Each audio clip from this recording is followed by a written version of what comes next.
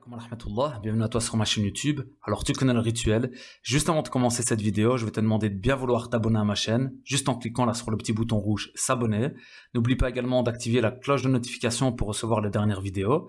Si la vidéo t'a plu, mets un petit pouce bleu, ça fait plaisir, partage-la et n'hésite surtout pas à donner ton avis en commentaire. Je te souhaite un excellent visionnage. Ok, maintenant à vous dans cette vidéo. Donc aujourd'hui, j'ai le plaisir d'être au siège social du CCIB ici à Bruxelles, en présence de Mustapha, qui m'a accordé du temps ici pour présenter l'association. Mustapha, je te remercie pour le temps accordé. Merci de venir nous visiter à Bruxelles d'une part. Alors, mon nom est Mustapha Chahiri et comme vous pouvez vous imaginer, Mustapha, c'est bruxellois.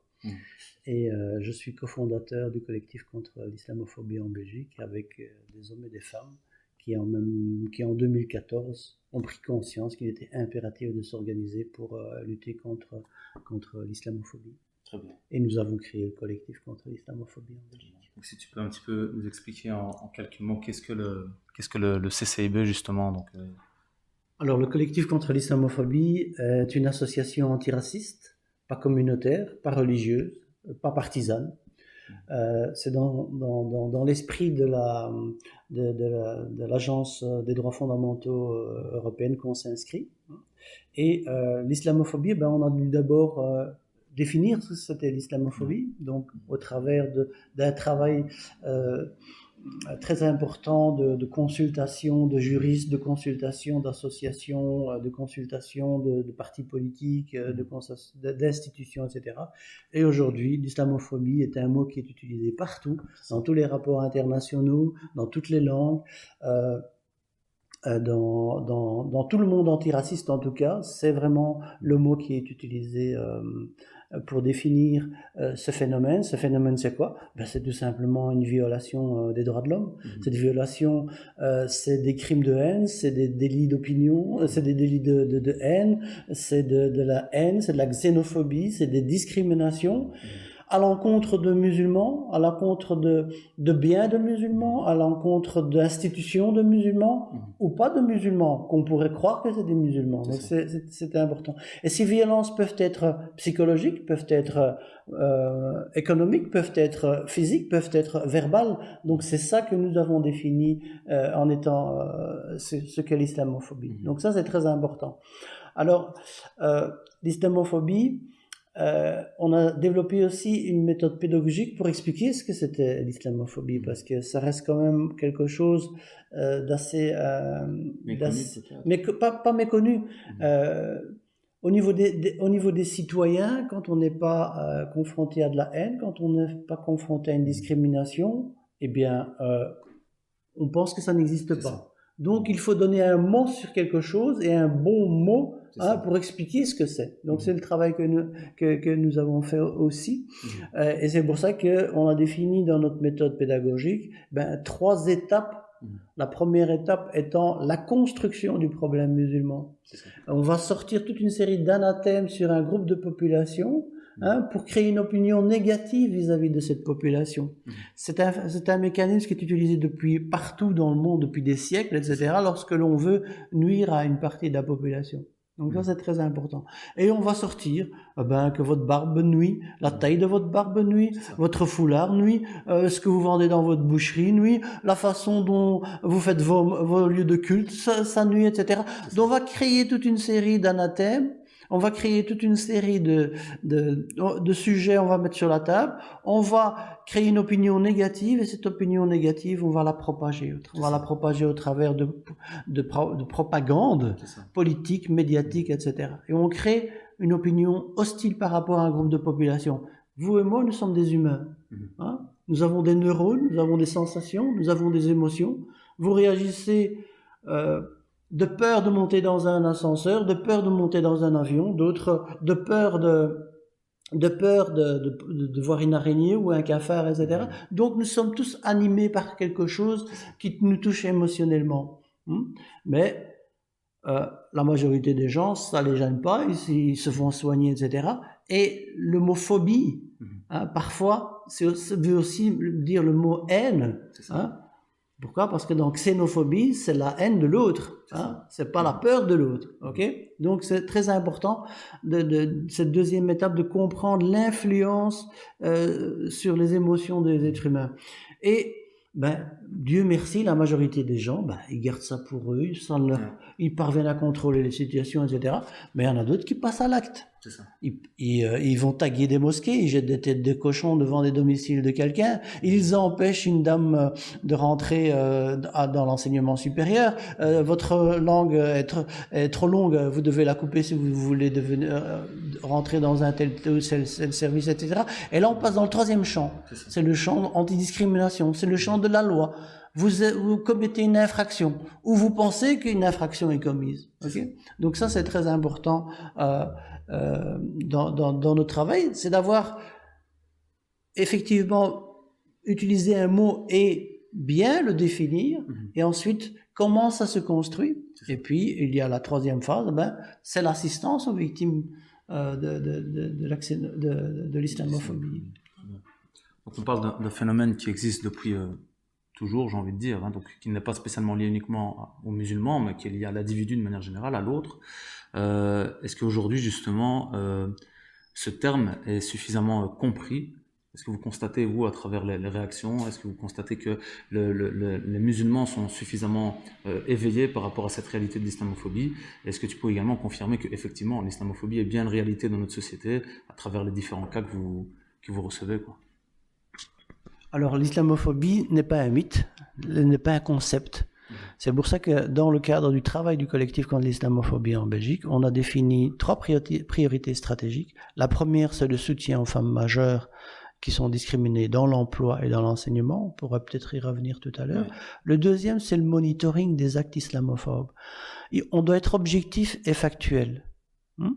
C'est pas parce qu'on n'est pas touché que ça n'existe pas. C'est ça. Donc ça, c'est très important. Et il faut avoir une démarche citoyenne, pas une démarche musulmane, etc., pour lutter contre l'islamophobie, pour lutter contre la haine, pour lutter contre la xénophobie. Ça, c'est très important. Et malheureusement, les êtres humains, quand ça ne les touche pas, ils ne se sentent pas nécessairement concernés. Donc les musulmans ne se sentent pas plus concernés par l'islamophobie que par d'autres phénomènes quand ça ne les touche pas. Mais tu constates, tu confirmes qu'il y a beaucoup de les chiffres de UNIA, qui est l'Institut de référence pour les discriminations et le racisme en Belgique, produit un rapport. Et l'islamophobie existe bien. Le critère religieux est un critère qui est énormément mis en avant dans les discriminations, dans les plaintes, et en plus de 80% des plaintes pour critères religieux sont liées à l'islam, sont liées aux musulmans. Donc c'est une réalité. Et nous, tous les ans, on produit un rapport chiffre dans lequel on définit, on liste le nombre de cas que nous avons, le nombre de cas qu'on a traités, le nombre de cas qui concernent l'homme ou la femme, le nombre de cas qui sont exercés dans l'école ou bien dans l'enseignement ou dans le travail ou dans le logement, en Wallonie, à Bruxelles, en Flandre, sur Internet. Est-ce que c'est plutôt des actes individuels ou des actes d'institution? Tout ça, c'est objectivé dans un rapport. Et ce rapport existe, et ce rapport est transmis à l'Agence européenne des droits de l'homme, à l'Union européenne, tout ça. Pourquoi? Parce qu'il faut collecter toutes ces informations au niveau régional, au niveau belge, au niveau européen, pour qu'on puisse prendre des actions. Pourquoi au niveau européen? Tout simplement parce que nos droits fondamentaux sont garantis par la Cour européenne des droits de l'homme et des conventions que la Belgique a signées quand même. Donc ça, c'est très important. Aujourd'hui, comment est-ce qu'un individu peut savoir qu'il est victime d'islamophobie? Je prends un exemple assez courant, c'est l'étudiant qui te dit qu'il a raté l'école parce que son prof était raciste. Aujourd'hui, comment est-ce que vous communiquez et comment est-ce que vous transmettez donc aux gens, de manière générale, les outils pour pouvoir identifier qu'ils sont effectivement victimes d'islamophobie? Alors, pour répondre à ta question, on se l'est posé aussi et on a défini des outils. Le premier outil, c'est le process. C'est la procédure de signaler ce genre de situation au collectif contre l'islamophobie. Et le collectif n'est pas simplement un service administratif, c'est un véritable service de première ligne, de A à Z.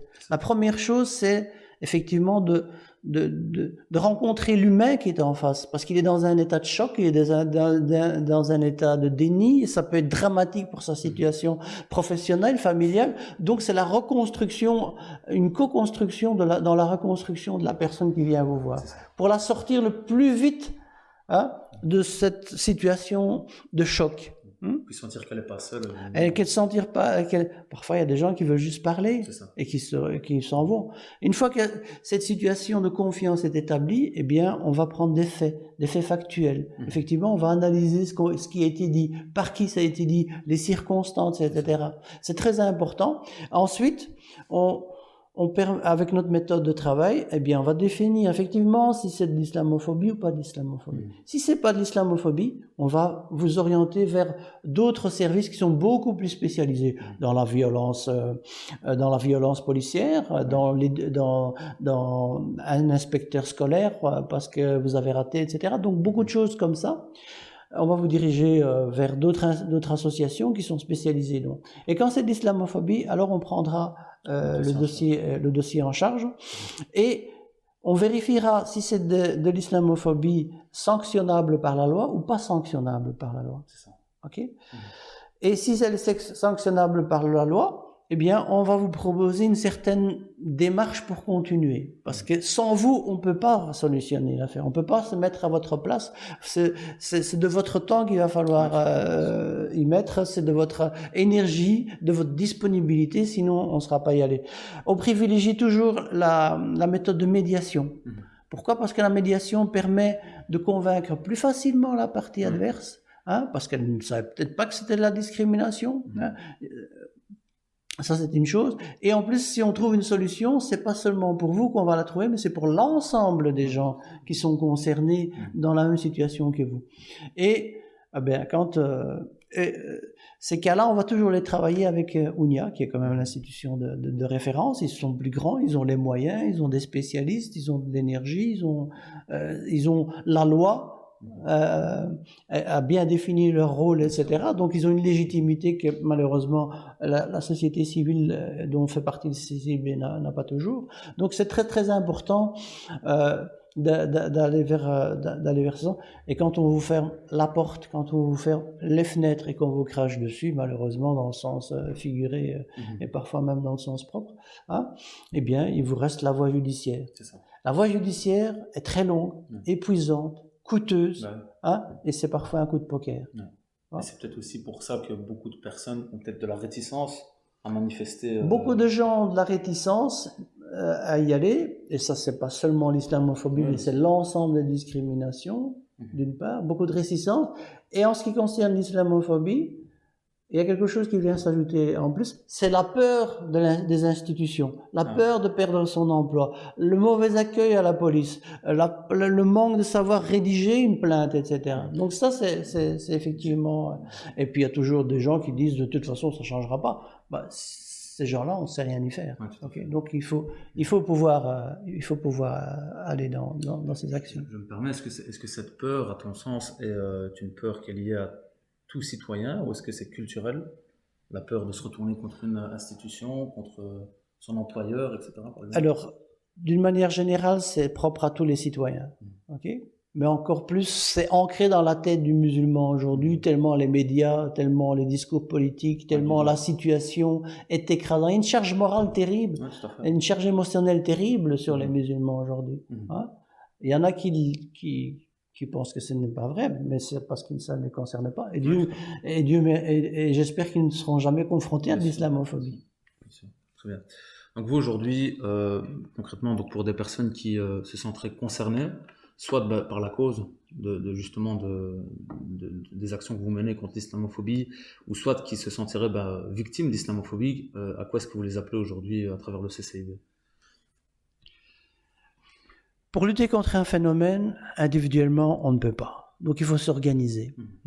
Et vous pouvez soutenir l'organisation qui est le collectif contre le CCIB, de manière très variée. Vous pouvez devenir simplement parler du CCIB à des amis, à vos connaissances, à vos réseaux, qu'il existe effectivement un collectif qui est là pour soutenir les victimes de l'islamophobie. Ça, c'est déjà une chose. Vous pouvez devenir membre sympathisant, vous pouvez devenir membre effectif, puisque nous sommes une ASBL. Okay. Et le troisième volet, c'est le financement. Nous sommes limités par nos moyens financiers et par nos moyens humains, donc. Donc on est limité par ce que l'on peut faire. Mais si on veut qu'on se développe, il faut de l'aide, de l'aide financière. Et aujourd'hui, malheureusement, il n'y a pas de subside, de fonctionnement pour les associations qui font de la première ligne. Il y en a pour l'éducation, il y en a pour faire des campagnes, il y en a pour faire des expos, etc. Mais malheureusement, il n'y en a pas pour nous. Donc, pour nous aider à fonctionner, il nous faut des entrées financières. Donc là, vous pouvez le faire au niveau pour le CCIB. Et deuxièmement, on a un fonds de soutien. Comme je vous ai dit tout à l'heure, un des objectifs stratégique du CCIB, c'est le soutien des femmes majeures à ce qu'elles poursuivent l'enseignement, à ce qu'elles poursuivent, à ce qu'elles trouvent du travail, parce que c'est quand même des facteurs éminemment émancipatifs de nos sociétés. C'est lorsque on nous ferme la porte et la fenêtre et qu'il faut aller en justice, il faut de l'argent, et beaucoup d'argent malheureusement. Et là, on a créé un fonds qui s'appelle Open School for Women, qui permet de soutenir les femmes majeures qui voudraient aller dans l'enseignement Iqra, très important. Tout à fait. Okay. Donc, il y a mille et une manières de soutenir le collectif contre l'islamophobie en Belgique. Très bien, parfait. C'est ce qu'on a essayé de faire justement à travers cette petite interview, de vous présenter le CCIB. Donc n'hésitez pas à partager la vidéo tout autour de vous, pour propager justement l'information. N'hésitez pas également à solliciter le CCIB si vous êtes concerné par des cas. Vous retrouverez tous les liens dans la description de la vidéo. Donc les liens également pour participer au fond et donc pour devenir éventuellement soit membre bénévole, soit membre sympathisant, ça sera. Et donc voilà, Mustapha, je te remercie pour cette interview. Je vous remercie de nous avoir écoutés et parler du CCIB. Voilà. Donc voilà, à très bientôt.